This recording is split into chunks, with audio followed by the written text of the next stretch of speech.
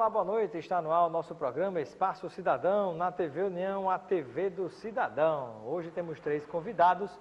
No primeiro bloco vamos conversar com o Fernando Freitas, presidente do Sindicato dos Auditores Fiscais do Rio Grande do Norte, o Sindiferne. Em seguida vamos entrevistar a Patrícia Luiz, que é presidente do CAU, Conselho de Arquitetura e Urbanismo.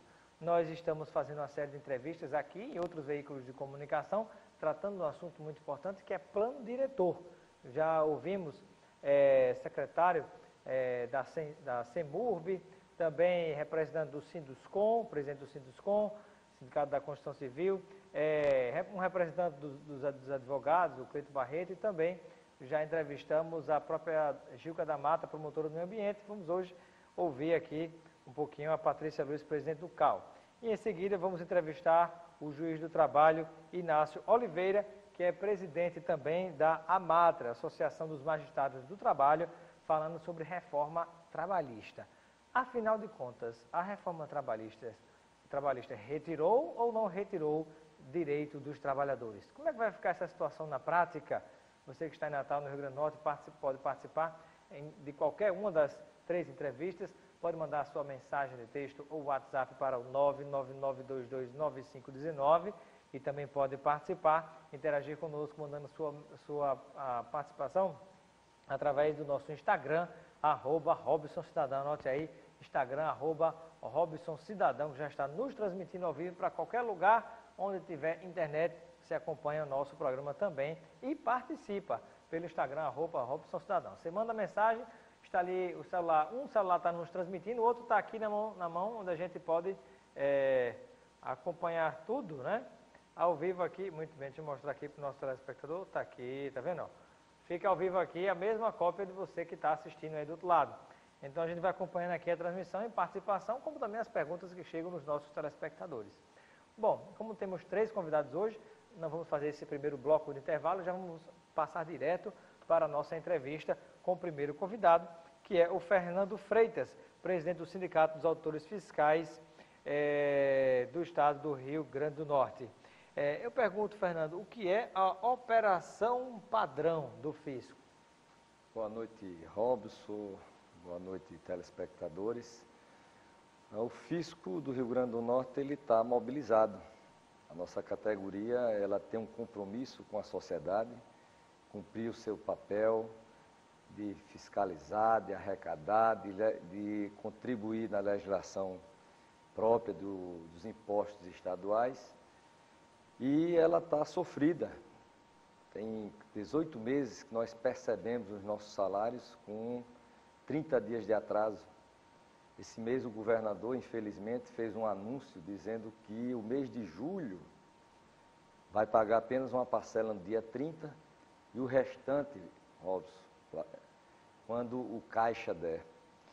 Então o fisco, a operação padrão é uma afirmação do fisco com a sociedade e ao mesmo tempo um trabalho intensificado para chamar a atenção do governo para tentar resolver de uma vez por todas essa situação do atraso dos salários e das condições de trabalho também dos auditores fiscais. Qual a diferença entre greve e operação padrão? A greve é um instrumento político dos trabalhadores quando eles paralisam suas atividades. A operação padrão é uma movimentação, é um movimento dos trabalhadores, no caso do fisco do Rio Grande do Norte, exercendo a sua atividade, cumprindo o seu papel, mas ao mesmo tempo fazendo atos de protesto com relação às condições que estão sendo impostas pelo governo estadual. Temos aqui, mandar um abraço aqui para Rodrigues Pinheiro, obrigado pela sua audiência, como sempre aqui nos acompanhando, Charles da Paz, Jorge nos acompanhando, também Cristiano Mendes e Vini Soares, obrigado pela audiência de vocês, interagindo com a gente aqui no nosso programa, e também Laene Fonseca, interagindo com a gente aqui pelo nosso Instagram, @RobsonCidadão. Temos aqui, deixa eu ver, pergunta de telespectador, a Glória, que está nos acompanhando em Candelária, ela gosta de saber quanto ganha um auditor fiscal do Estado do Rio Grande do Norte. Hoje, o fisco do Rio Grande do Norte percebe o mesmo nível salarial dos demais estados. Nós conseguimos, há 15 anos atrás, uma política salarial onde o mérito, onde os aumentos reais de arrecadação eram repassados em parte para os auditores. Então, nesses 15 anos dessa política salarial, com muito esforço, e a gente chama de esforço fiscal, com muito resultado de aumento real de arrecadação, nós conseguimos chegar no mesmo patamar dos auditores federais, dos auditores de 24 estados brasileiros. Né? Então, a gente está... Que é um valor de quanto que recebe o valor inicial de R$15 mil, final do teto, o teto remuneratório, a faixa de R$30 mil. Isso o salário base? Isso o salário com todas as vantagens. Com todas as vantagens, né? chega até 30, de 15 a 30 mil reais. Final de carreira, que é o teto remuneratório, que é a média dos auditores fiscais em todo o Brasil. Muito bem. E eu pergunto, qual a expectativa dos auditores fiscais do Estado do Rio Grande do Norte em relação, por exemplo, ao dinheiro que hoje está parado no Tribunal de Justiça do Rio Grande do Norte, em torno de 570, 580 milhões de reais, se é que não já gastaram boa parte, mas que está lá parado enquanto os funcionários têm um salário atrasado. Eu particularmente entendo que os cofres do Tesouro Estadual são um só. Né? Então, por que não fazer uma mobilização com todas as categorias também na porta do Tribunal de Justiça do Rio Grande do Norte? São 2 pontes Newton Navarro, aliás, mais de 2 pontes Newton Navarro parado no cofre do TJ, quando outras categorias como a sua estão sem receber salário.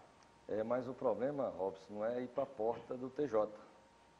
Na realidade é ir para a porta do governador, porque o CNJ, Conselho Nacional de Justiça, o STF, Supremo Tribunal Federal, deram recomendações para o governador para ele fazer a compensação das sobras.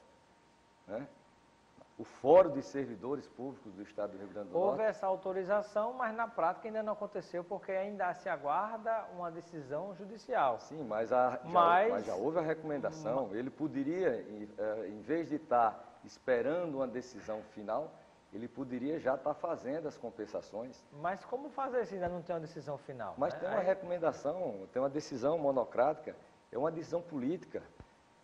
Tivemos uma reunião agora recente com a chefe de gabinete civil, com o secretário de planejamento, e o Fórum de Servidores colocou isso muito claramente.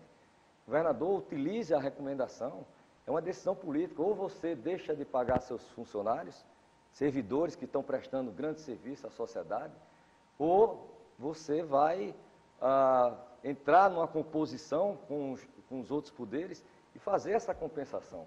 O dinheiro que está faltando, hoje a gente está com 1 mês de atraso, com 60% do 13º também em atraso, talvez fosse esse valor, né, que está lá retido. Eu não tenho a menor dúvida que daria para repor. Agora, me parece que infelizmente teria que ser ao longo do tempo, e me parece que há uma expectativa de que seria para o orçamento do próximo ano.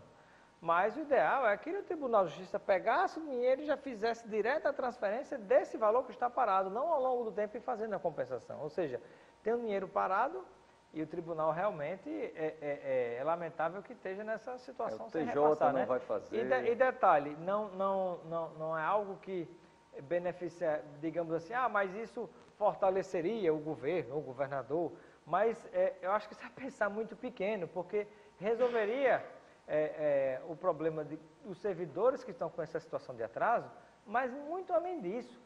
A economia do Rio Grande do Norte precisa desse dinheiro circulando. Você, como autor fiscal, sabe disso.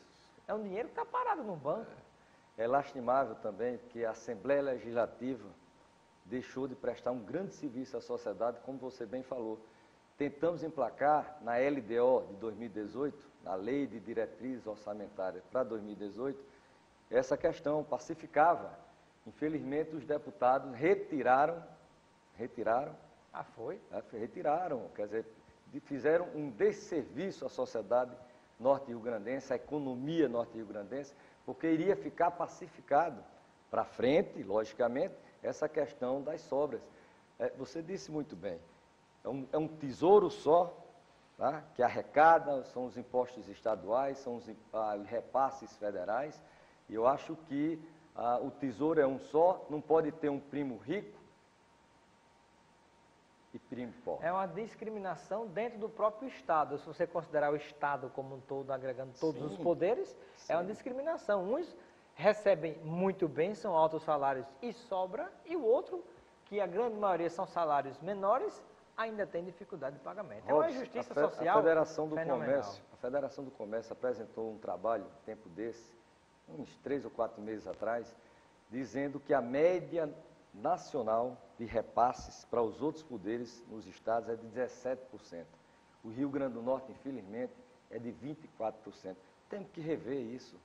Isso tem que ser revisto. E a hora de rever é justamente na negociação da elaboração da LDO, da LOA, da Lei Orçamentária Anual, do Plano Plurianual. Eu acho que é uma das categorias profissionais precisam estar presentes, os sindicatos, e pressionar, porque é desta lei, a partir dessa lei, que o governo, quem quiser, qualquer pessoa que esteja sentado na cadeira do governador, vai governar com base nessa lei. Então, acho que isso é importante para essa pressão qualificada junto aos deputados, para que se mude isso, né? Não dá mais para continuar. Você vê, muitas vezes a pessoa compara com a Paraíba, né? Mas o orçamento do Tribunal de Justiça da Paraíba é bem menor do que do Rio Grande do Norte, da Assembleia e do próprio do governo do Estado. Ele já tem mais condição de poder resolver os seus problemas, né? Acho que um incompetente com dinheiro, ele faz mais do que um competente sem dinheiro. Nós estamos muito focados nessa questão das sobras, mas também tem um outro fator. A crise do Rio Grande do Norte, a crise financeira e orçamentária por que passa o governo, necessariamente vai ser resolvida através do aumento de arrecadação. Existe uma dívida ativa do Estado que está hoje calculada em 7 bilhões de reais. Nós estamos colocando, e nessa reunião nós colocamos muito fortemente para o governador, de ele conseguir fazer uma força-tarefa, integrar o Ministério Público, integrar a polícia, a delegacia de combate aos sonegadores, integrar com a Procuradoria-Geral do Estado e fazer um grande esforço com a nossa Secretaria também de Tributação e fazer um grande esforço de buscar parte, pelo menos, dessa dívida ativa que está aí. O secretário de Planejamento disse que o rombo é de 700 milhões de reais. Se nós conseguíssemos pelo menos 10% de resgatar esse montante da dívida, resolveríamos o problema de caixa do governo. Por que é que, por exemplo, essas tentativas de negociações para receber valores devidos de impostos, acho que é refis que se chama, se não me falha a memória, né? Como refis, não sei se o nome correto é esse. Mas por que é que geralmente se tem uma expectativa boa, mas nunca se consegue arrecadar muito? As empresas estariam falidas ou dão um jeito de não conseguir pagar? É decisão judicial? O que é que acontece? O grande problema é que o refis está ficando obsoleto, está ficando sem força. O refis tem que acabar no nosso país. Tem que valorizar o bom pagador e não o mau pagador. Dar um desconto para quem paga em dia, por exemplo. As pessoas estão só rodando os seus financiamentos, os seus parcelamentos. É isso que está ocorrendo. E está enfraquecendo o recolhimento mensal. Os bons pagadores se sentem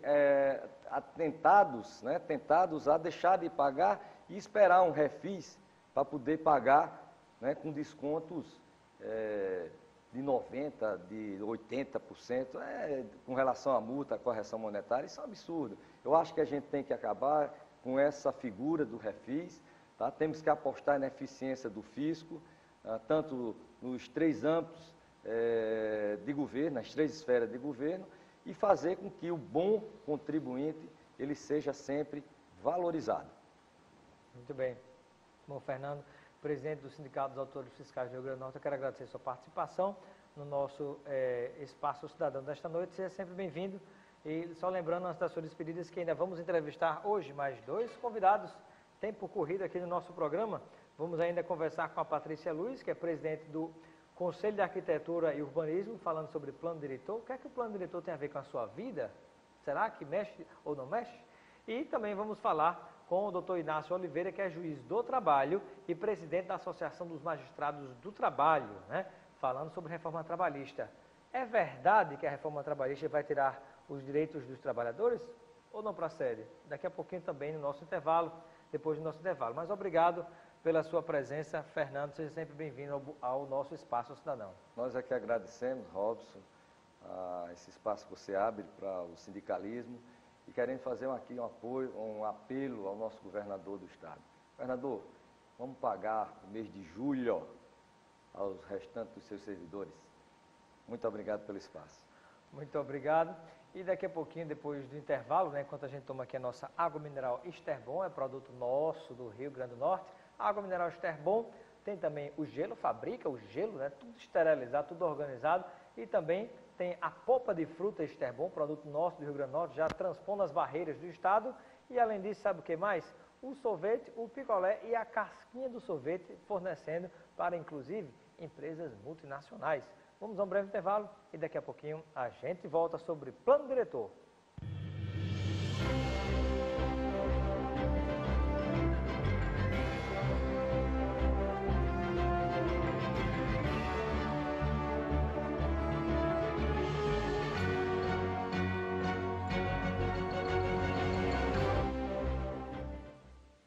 De volta com o nosso programa, Espaço Cidadão, na TV União, a TV do Cidadão. Agora vamos conversar com a presidente do CAU, Conselho de Arquitetura e Urbanismo, que já está aqui conosco, Patrícia Luiz. Bem-vinda ao nosso Espaço Cidadão. Boa noite.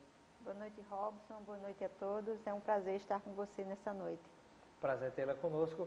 Eu iniciei a nossa entrevista pedindo que possas esclarecer para o nosso telespectador o que é plano diretor.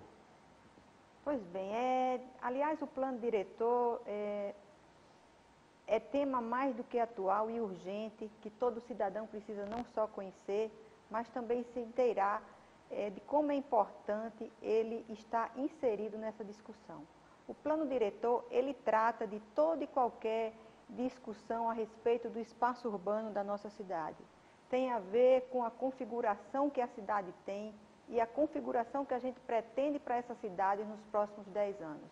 Tem a ver com a sua locomoção dentro da cidade, tem a ver com o seu espaço no seu bairro, tudo isso está inserido na discussão do plano diretor.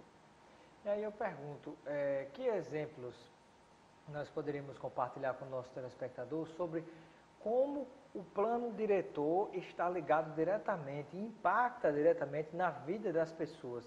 3 exemplos, por exemplo. Ficou redundante, 3 exemplos poderia citar.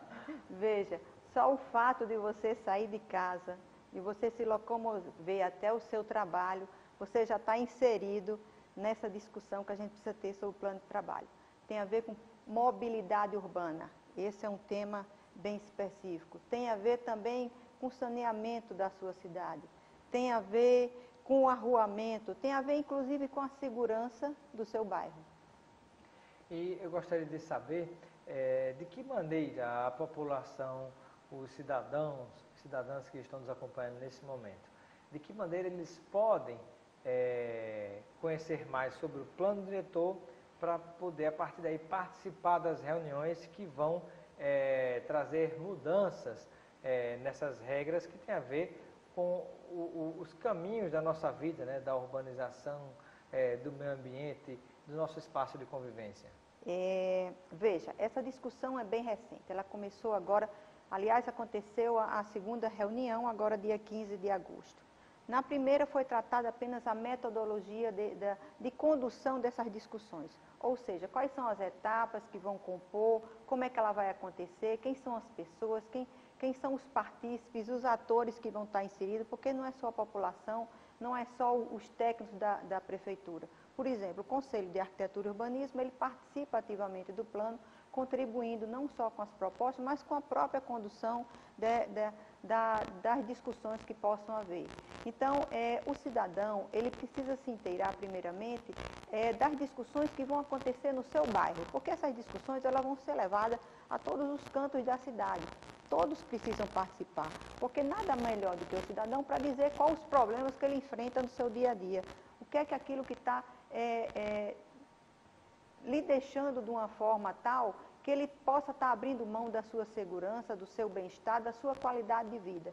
Então, para que ele possa se inteirar disso aí, basta acompanhar no site da CEMURB. Essa segunda reunião já foi exatamente para apresentar um panorama da cidade nos 10 anos que se passaram desde a promulgação do plano diretor vigente, que foi em 2007.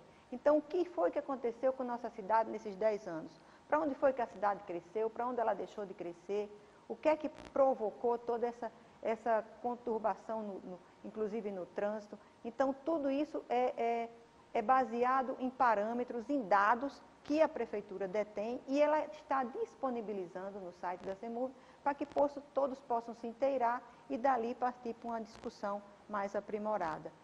Como eu disse, o Conselho de Arquitetura e Urbanismo, ele tem se inserido nessas discussões e também tem trazido para dentro do Conselho essa discussão também. Formamos grupos de trabalho, estamos convidando outras pessoas, além dos arquitetos e urbanistas, para que a gente também possa se apropriar desses dados e, de certa forma, poder contribuir de uma forma mais direta. Muito bem. E eu gostaria de saber, na sua visão, quais seriam os 3 pontos mais críticos, né, ou polêmicos que devem ser discutidos no plano diretor. Quando se pensa, por exemplo, em adensamento da Zona Norte de Natal, há visões de que o crescimento da Zona Norte estaria travado, que poderia crescer mais, inclusive porque já há quase 80% da rede de saneamento feita pelo governo do estado, e isso possibilitaria já o início de construções, né? A própria estação de tratamento já está sendo feita, mas essa é a visão, inclusive, do Sinduscom, a visão também de outros arquitetos, representantes que já tive a oportunidade de entrevistar, e de alguns setores do meio ambiente e urbanismo, porém não da Secretaria de Meio Ambiente e Urbanismo e nem da Promotoria do Meio Ambiente. O que é que a senhora, como presidente do CAL, pode dizer a respeito? Olha, como eu já falei, eu acredito que a Zona Norte tem outra particularidade, outra peculiaridade que, de certa forma, ainda implica em alguns outros fatores para que ela possa buscar um desenvolvimento melhor. Eu me refiro à malha viária daquele trecho, né? A mobilidade urbana que possa ser proposta para ali, porque, veja, o sistema de transporte público tão necessário para aquela área, ele ainda enfrenta várias dificuldades de trajeto por causa da situação do arruamento, né, das vias arteriais que lá existem. Então, todo esse estudo ainda está sendo feito dentro da STTU, na discussão que está ocorrendo pela discussão do plano de mobilidade urbana. A gente, enquanto Conselho de Arquitetura, a gente também está inserido nessa discussão. E é uma discussão muito ampla e muito abrangente e que requer ainda um certo tempo para que a gente possa dizer como é que vai se configurar aquilo ali. Não é só a questão do saneamento que tem chegado até lá, não é só a questão do coeficiente de adensamento básico de lá, que todos às vezes falam que deveriam poder, por exemplo, construir prédios, né, com um gabarito mais alto. Não é isso que ainda implica no desenvolvimento da Zona Norte. Penso eu que a questão da mobilidade lá ainda é muito forte, é muito crucial e ainda é muito preocupante, porque, eu repito, é uma malha que se formou com ocupações irregulares, né, além dos conjuntos habitacionais, tem os assentamentos. Inclusive, não há um mínimo de incentivo da Prefeitura de Natal, o prefeito Carlos Eduardo, para, por exemplo, trabalhar regularização fundiária. Alguns vereadores já, inclusive, colocaram emenda parlamentar para financiar regularização fundiária, ou seja, dar o título de posse de casas, de terreno de pessoas que já convivem lá, mas nada disso foi feito. Eu acho isso lamentável, desvaloriza os imóveis, né? Permanece a situação de irregularidade. Em outro governo anterior, até na gestão de Micarlo, né, por mais críticas que ela tenha sofrido, mas teve um ponto positivo, reduziu o imposto do ITIV, o Imposto de Transmissão de Bens Vivos, que facilitou muita gente a regularizar seu imóvel, porque imagine a pessoa que tem uma condição maior, já paga seu imóvel com sacrifício, depois tem que desembolsar ainda uma fortuna para dar dinheiro a cartório para carimbar e assinar. A Justiça, que já está cheia de dinheiro, o Ministério Público e ainda a Prefeitura de Natal, para não ver nem a regularização fundiária andar, é lamentável.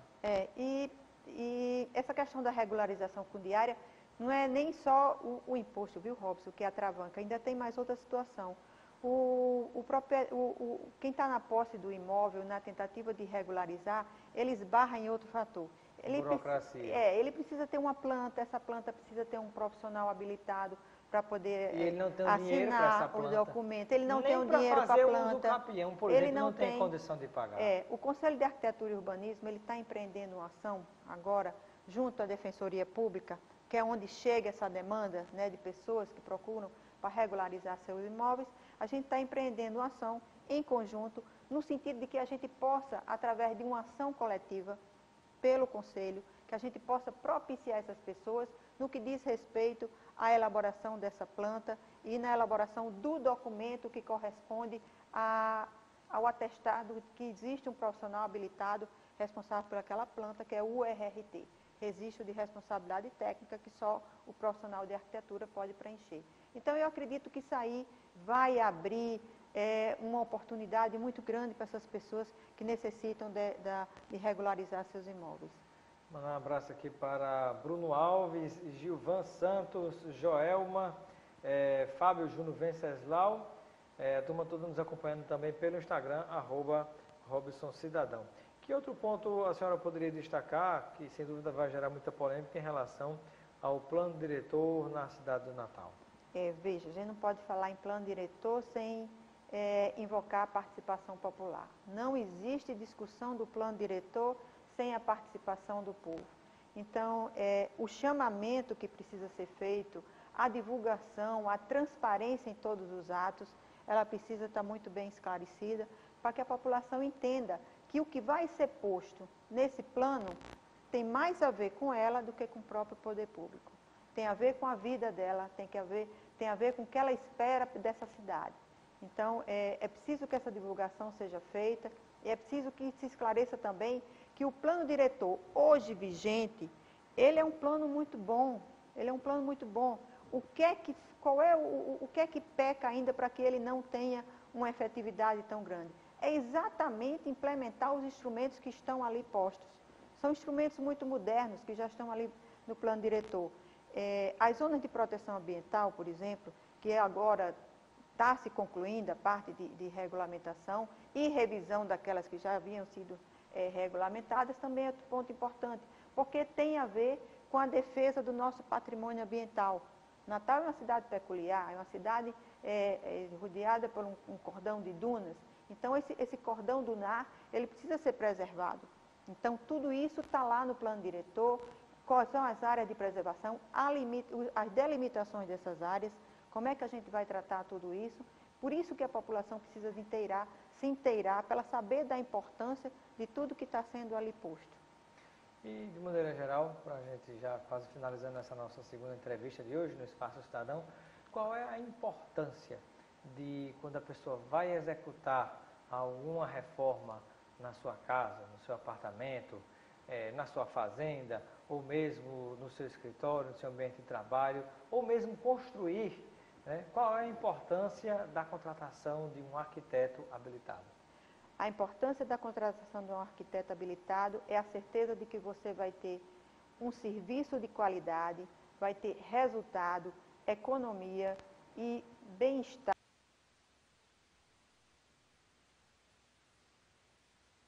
Ou simplesmente fazer um estudo.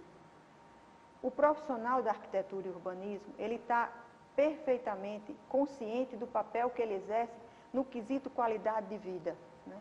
Então, se as pessoas pensam em bem-estar hoje em dia, elas pensam também no critério economia.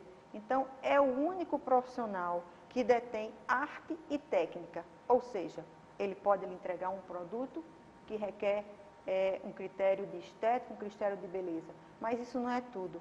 Ele precisa ter uma técnica, ele precisa ter conhecimento, principalmente dos normativos, de legislações, para na hora de fazer uma edificação, ele saber, por exemplo, dos recursos que são necessários, saber que existe todo um normativo que faz com que ele possa entregar esse produto, como eu disse, de qualidade. Muito bem.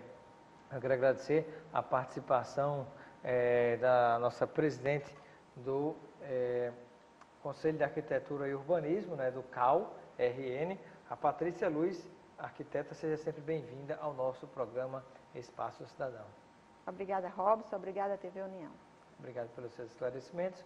Vamos a um breve intervalo e daqui a pouquinho a gente volta conversando com o nosso terceiro convidado de hoje, o doutor Inácio Oliveira, juiz do trabalho e presidente da Associação dos Magistrados do Trabalho no Rio Grande do Norte, falando sobre a reforma trabalhista. Procede a informação de que a reforma trabalhista vai prejudicar os direitos dos trabalhadores? Daqui a pouquinho, depois do nosso intervalo.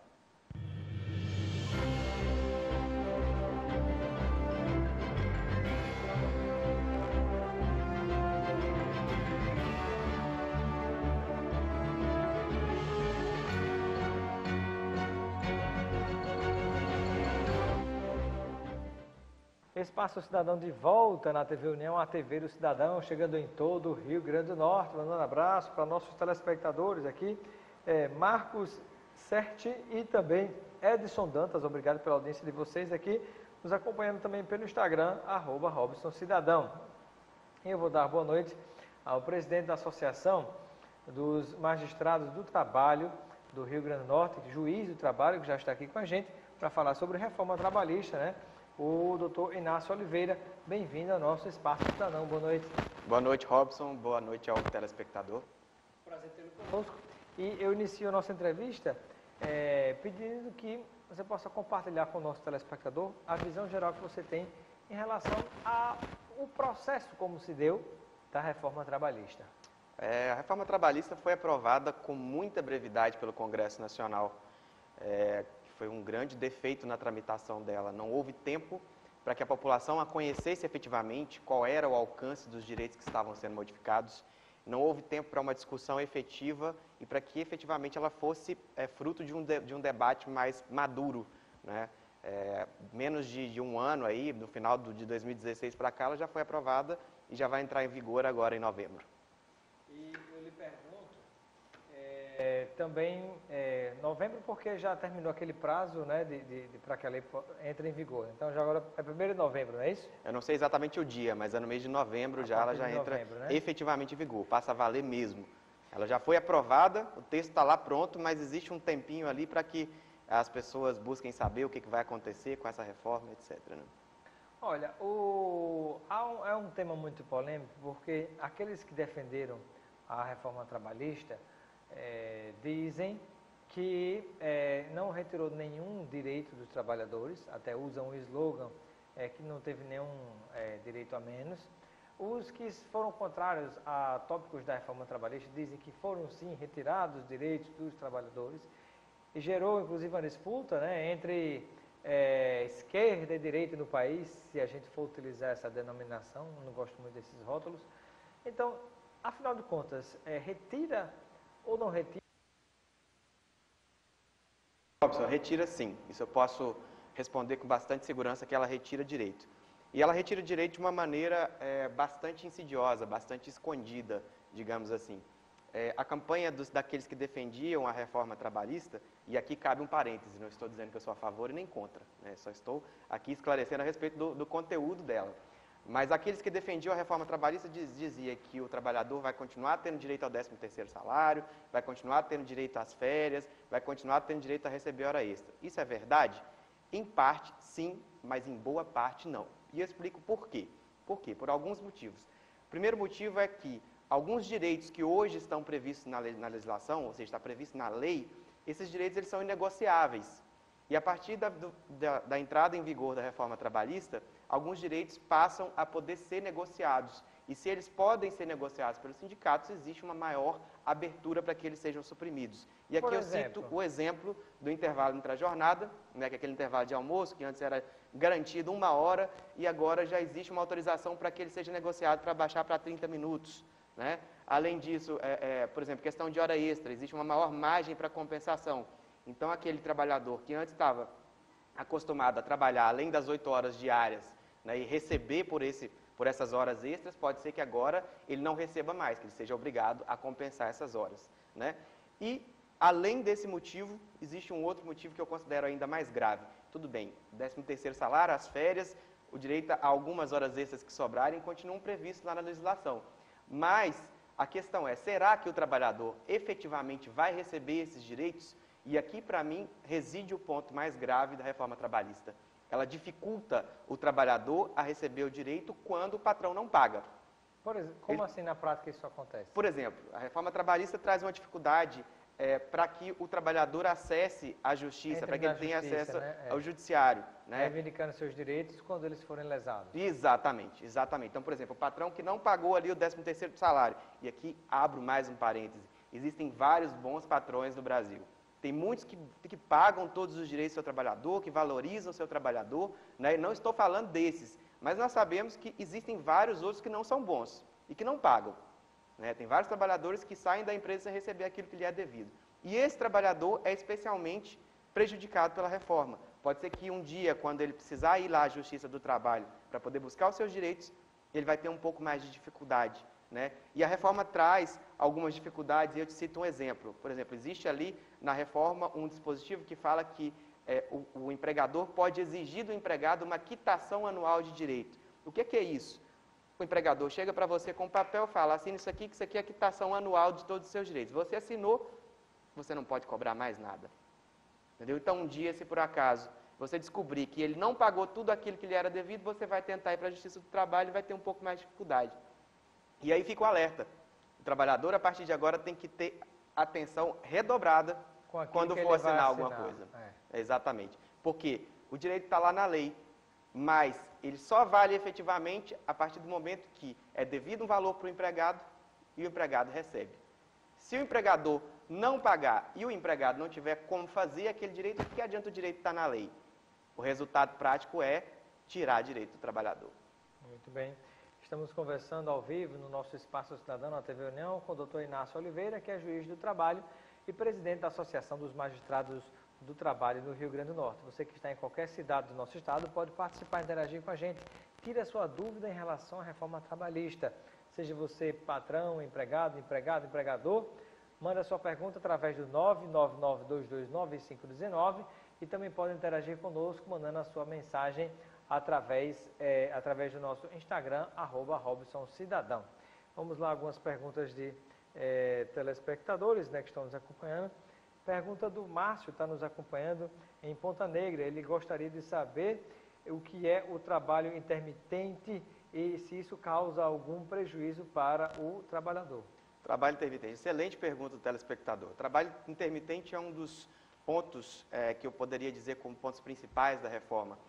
O trabalhador hoje, se ele trabalha de forma contínua para a empresa, né, se ele trabalha ali, por exemplo, 8 horas por dia, 7 horas por dia de segunda-feira a sábado, ele precisa ser contratado com carteira assinada. Né? E se ele é contratado com carteira assinada, o empregador tem que pagar para ele o salário integral dele. A partir de agora, com o trabalho intermitente, você pode ter o trabalhador ele pode ter a sua carteira assinada para poder trabalhar por hora. O que significa isso? Ele só vai trabalhar quando a empresa precisar dele. E vai receber só por aquela hora, ele não tem direito ao salário mínimo mais. Só recebe por aquela hora que ele trabalhar. Então, por exemplo, um empregado que é contratado como empregado intermitente, ele tem lá a carteira dele assinada, mas ele fica em casa esperando. E aí o patrão vai dizer para ele, olha, tal dia eu preciso que você trabalhe 3 horas para mim. Aí depois no outro dia, tal dia eu preciso que você trabalhe 5 horas para mim. Tá, isso é bom ou é ruim? Vamos pensar o seguinte, de um lado, já tinha vários trabalhadores que já trabalhavam nessa condição, que são aqueles que fazem o famoso bico, né, digamos assim. E isso regulariza a situação. Regulariza a situação desses, né, porque esses agora, a partir de agora, esses que já trabalhavam dessa forma, eles passam a ter direito ao 13º salário, tudo proporcional ali, às horas que ele trabalhar, claro, né? Mas ele passa a ter direito ao 13º salário, ele passa a ter direito ao recolhimento da contribuição previdenciária para um dia ele aposentar, ele passa a ter direito ao terço de férias sobre esse valor que lhe for pago. Agora, tem um lado negativo. Existem vários trabalhadores que hoje já são empregados como empregados normais, né? Que são aqueles que trabalham ali 8 horas por dia, 7 horas por dia, 5 ou 6 dias por semana. Né? E eles têm uma segurança que no final do mês eles vão receber ali um determinado valor de salário. Esses agora, eles correm o risco de perderem o emprego e de serem substituídos por um trabalhador intermitente. E qual é o grande problema do trabalhador intermitente? Ele não tem segurança de quanto é que ele vai receber por mês. Vai depender de quanto a empresa vai precisar do trabalho dele. Se a empresa precisar muito pouco, suponhamos, num determinado mês, ele precisou trabalhar apenas 3 horas, 4 horas naquele mês, ele vai receber apenas 3 horas ou 4 horas. Isso é difícil para a pessoa planejar as finanças dela, saber a quantidade que ela vai trabalhar. Se para uns que já trabalham nessa condição vai ser bom, porque traz alguns direitos, para outros podem ser dispensados, perder os seus empregos para serem substituídos por trabalhadores intermitentes. Pergunta do Fernando, que está no Tirol. Ele gostaria de saber sobre risco de precarização das relações trabalhistas, sobretudo no caso dos terceirizados. Algum comentário? Com relação aos terceirizados, já existiu uma lei que foi aprovada antes da reforma trabalhista, autorizando a terceirização com uma amplitude muito maior. Quais são os principais problemas da terceirização? Ela efetivamente traz um risco maior de precarização. Por quê? As empresas que trabalham como prestadoras de serviços terceirizados, geralmente elas não têm um patrimônio muito grande.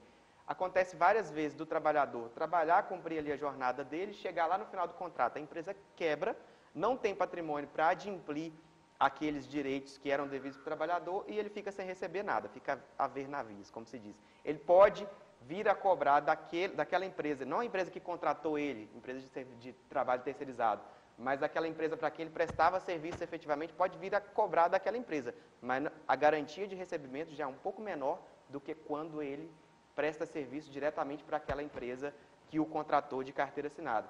Outro problema é questões referentes à segurança do trabalhador. Isso é um ponto muito importante, muitíssimo importante. Porque quando o trabalhador ele é contratado diretamente pela empresa para a qual ele presta serviço, ou seja, o trabalhador não terceirizado, a empresa para quem ele presta serviço tende a cuidar dele da segurança dele com maior proximidade.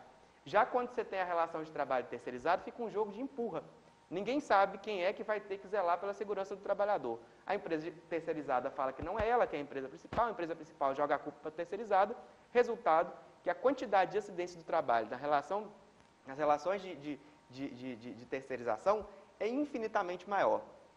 E um terceiro ponto que eu acho muito importante, o trabalhador terceirizado geralmente ganha menos do que o trabalhador contratado direto. Então, a resposta para a tendência de precarização pela terceirização é sim, ela tende sim a precarizar em vários pontos. E há algum risco, por exemplo, de que você tenha na mesma empresa duas pessoas que façam o mesmo trabalho, tenham a mesma qualificação, mas um ganha diferente do outro por causa disso? A lei que autorizou a terceirização, ela não garante expressamente a igualdade de salários entre o trabalhador terceirizado e o trabalhador que é contratado direto da empresa.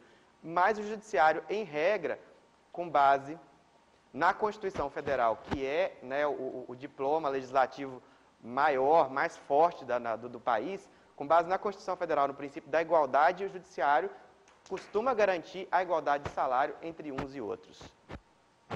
E aí a questão é a seguinte, é uma questão que eu acho, inclusive, traz um ponto crucial para um discurso que tem sido muito adotado, que é o discurso de que com a reforma trabalhista, a quantidade de ações vai diminuir. Isso é verdade? Não, isso não é verdade. Porque a reforma trabalhista, primeiro, é uma lei nova, ela precisa começar a ser interpretada de novo, saber como é que você vai aplicar na prática. Então, até que essas interpretações se estabilizem, a Justiça do Trabalho vai ser muito demandada pela dúvida de se aplicar o direito. E outra coisa, é justamente a Justiça do Trabalho que tende a corrigir essas distorções que a reforma trabalhista eventualmente tenha trazido para os direitos do trabalhador e para as grandes injustiças com relação ao trabalhador. Temos a pergunta aqui da Rafaela, que está nos acompanhando em Lagoa Nova. Ela diz, estou grávida e gostaria de saber como fica a situação de trabalho em ambiente insalubre. Ela trabalha em hospital. Em hospital. Pois é, antes da reforma trabalhista, a trabalhadora grávida ela não podia trabalhar em ambiente insalubre. A partir da reforma trabalhista, existe a possibilidade de que ela, apresentando um atestado do médico dela, digamos, do médico particular dela, que ela pode trabalhar em determinados ambientes insalubres, ela vai poder trabalhar naquilo ali. Agora é uma questão muito complicada, porque o médico, dificilmente ele vai até o ambiente de trabalho para saber o grau de insalubridade, qual é o grau de agressividade daquele fator que tem lá. E aí ele tende a não ter como garantir a segurança total, tanto da gestante quanto do bebê. O que é insalubridade? E você poderia citar alguns exemplos que caracterizam o trabalho insalubre? A insalubridade é aquele trabalho que, por alguma característica do ambiente, do trabalho em si, ele traz algum tipo de risco para a saúde do trabalhador, né? Existe uma regulamentação do Ministério do Trabalho que fala quais são esses casos, né, expressamente. Então, assim, São muitos casos? Vários, são muitos. Então, eu posso citar, por exemplo, principalmente, risco de contaminação biológica, que é o caso de quem trabalha no hospital, né, que está ali o tempo todo trabalhando com pessoas enfermas, bactérias, etc. E corre o risco de se contaminar, cortar, etc. O pessoal que coleta o lixo, né, nas outro empresas, exemplo. Né, de coleta de lixo. Exatamente. Né? Quem coleta lixo urbano também tem um risco de contaminação muito grande.